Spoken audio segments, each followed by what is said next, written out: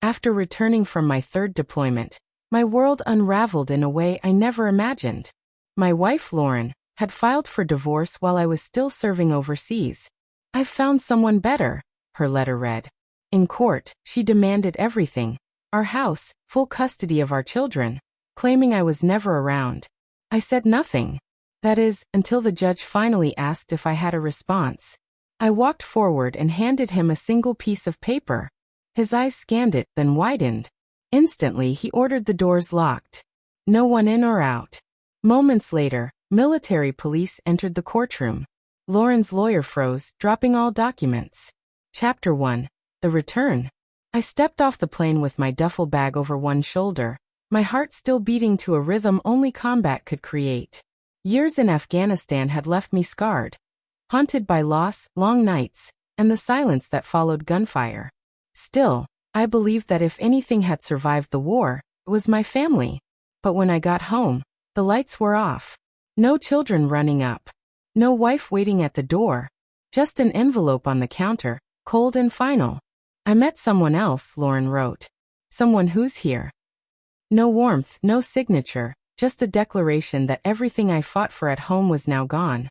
Chapter 2. The Battle for Custody. The legal fight dragged on. My attorney, a composed man named Alvarez, cautioned me often. "Don't lose your temper.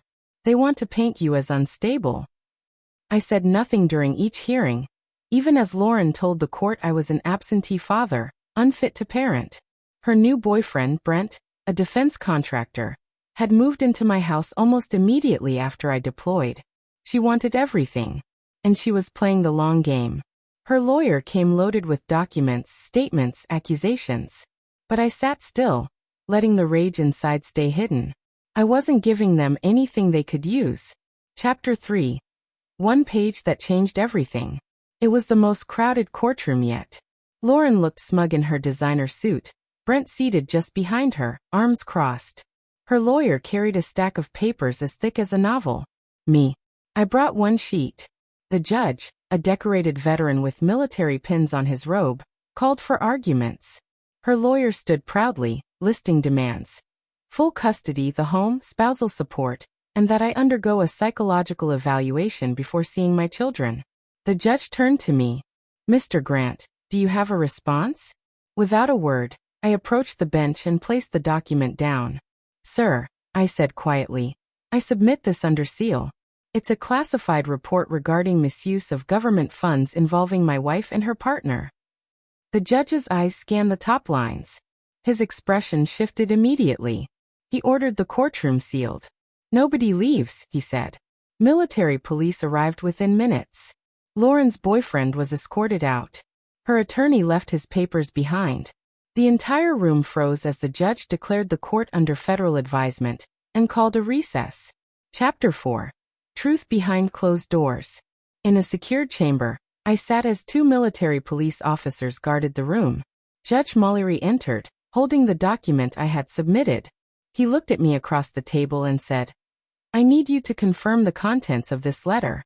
If this is true, we're dealing with serious criminal activity." I nodded. "I have evidence, recordings, bank statements, digital logs, all submitted to the Inspector General's office." The report outlined how, during my deployment, Lauren and Brent had been using my military login credentials to funnel government money into fraudulent accounts.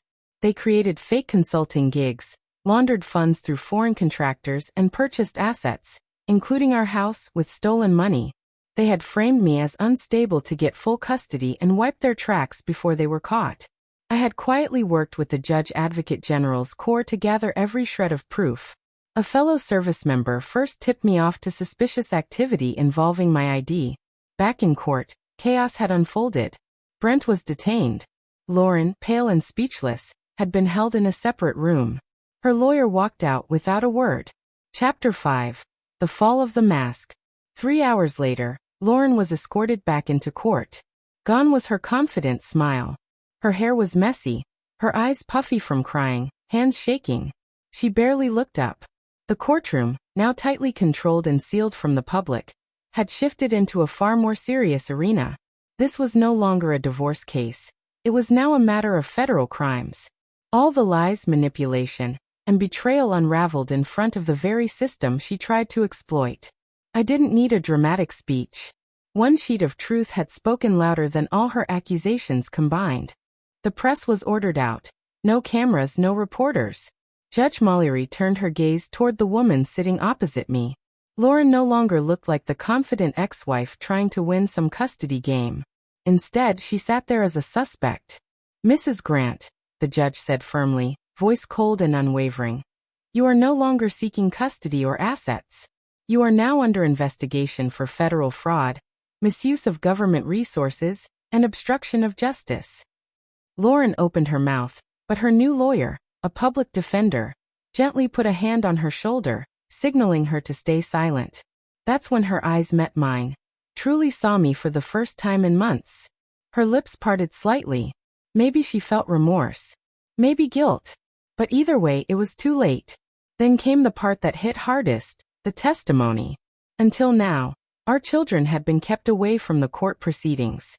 But based on disturbing reports from school counselors and child protective services, the judge requested to hear directly from them. My eldest, Evan, just 10 years old, walked in and sat in the witness chair, fidgeting. Judge Mallory asked gently, "Do you feel safe with your mother?" Evan shook his head. "She yells a lot. And she lets Brent say awful things about my dad." The judge listened quietly. "And your father?" Evan's voice cracked a little. "He wasn't around much, but he always called me. He sent me gifts, made me a bedtime video once. I still have it." My heart clenched. I remembered recording that during a storm in Kandahar. He turned to me. "I want to live with Dad." That was it. No more questions. The judge already had what he needed. Chapter 6, The Verdict. 1 week later, we returned for the final decision. The courtroom was full. Lauren sat quietly, drained. The jewelry, the tailored clothes all gone. Her hair tied back messily. Brent didn't even show. He'd already cut a deal, giving up all their records to save himself. Judge Mallory wasted no time. Based on the evidence, testimonies, and financial records, the court grants full custody, legal and physical, to Mr. Michael Grant.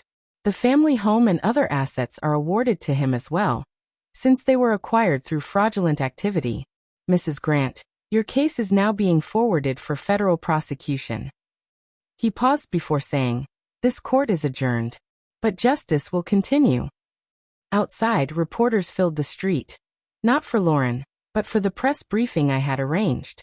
I handed out a fully declassified report, proof of fraud, betrayal, and the manipulation of a military man's life. The media ran with it. Her name was everywhere that night, but not for the reasons she once chased. A week later, she was fired. Her license was permanently revoked. A military family organization she once represented publicly condemned her actions. Even her parents cut ties. As for me, I relocated with the kids to a quieter neighborhood near my new post. I launched a private security firm for veterans and finally focused on being something I hadn't been for a while, a dad. One night, Evan asked, "Dad, are you happy now?" I kissed his forehead and said, "I am. Because nobody gets to tear apart our family and walk away like it didn't matter." Epilogue. A different kind of justice. Lauren received a 4-year federal sentence and was ordered to repay what she stole. I never expected to see that money. Brent disappeared under witness protection, broke, disgraced, alone. But me? I started again, stronger, with my kids by my side, my name restored, and the quiet peace that truth had finally spoken. And when it did, it thundered. Was it revenge? Maybe. But it was also justice. Let us know what you would have done.